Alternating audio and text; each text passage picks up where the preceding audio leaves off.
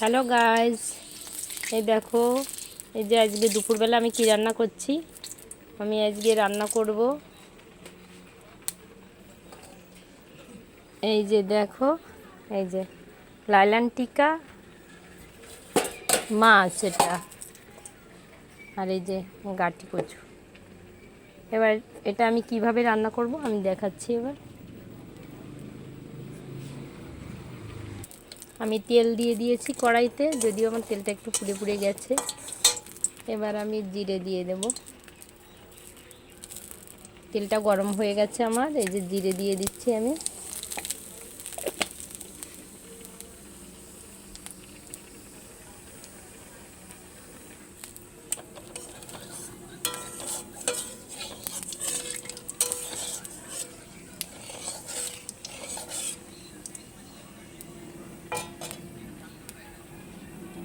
দেখো জিরেটা আমার লাল লাল করে ভাজা হয়ে গেছে। এবার দিয়ে দেবো আমি টমেটো কুচি।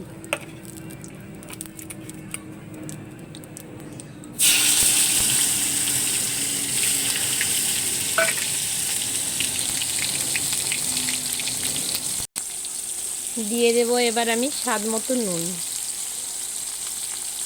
যে যেমন নুনের পরিমাণটা কম বেশি যেমনই খাবেন সেরকমই দিয়ে দেবেন, কোনো সমস্যা নেই। আমি দিয়ে দিলাম আমার মতো। এবার আমার টমেটোটা ভালো করে সেদ্ধ হয়ে গেছে। এই যে এখানে আমি এই যে জিরের গুঁড়ো, লঙ্কার গুঁড়ো, হলুদের গুঁড়ো, এই যে সব মিশিয়ে রেখে দিয়েছি। এবার এটাকে আমি দিয়ে দেব।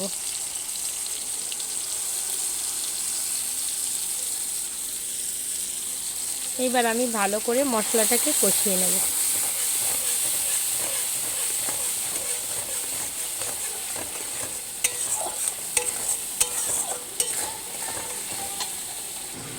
এই দেখুন, এবার আমার মশলাটা ভালো করে কষানো হয়ে গেছে।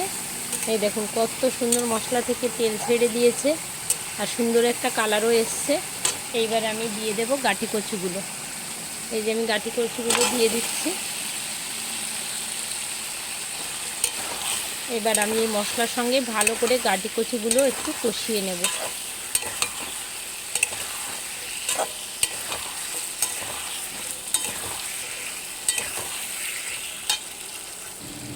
এবার আমার গাঁটি কচুগুলো ভালো করে এই যে কষানো হয়ে গেছে।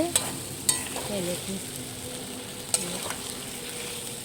ভালো করে কষানো হয়ে গেছে, হালকা সেদ্ধও হয়ে গেছে। এবার আমি পরিমাণ মতো জল দিয়ে দেব। যে যেমন ঝোল খাবেন তার উপরেই জলটা দেবে, যেহেতু একটু জল না দিলে তো হবে না, গাঁটি কচুগুলো তো একটু সেদ্ধ হবে।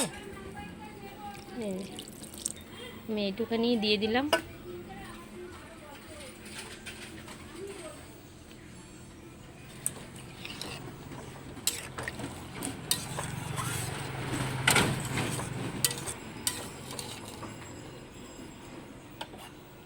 এই যে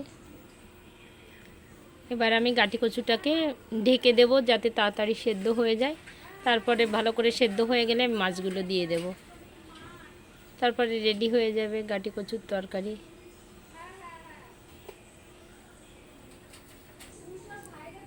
এই যে গাঁটি কচুর তরকারি বসিয়ে দিয়েছি, আর এই যে মাছগুলো ভালো করে লাল লাল করে ভেজে নিয়েছি।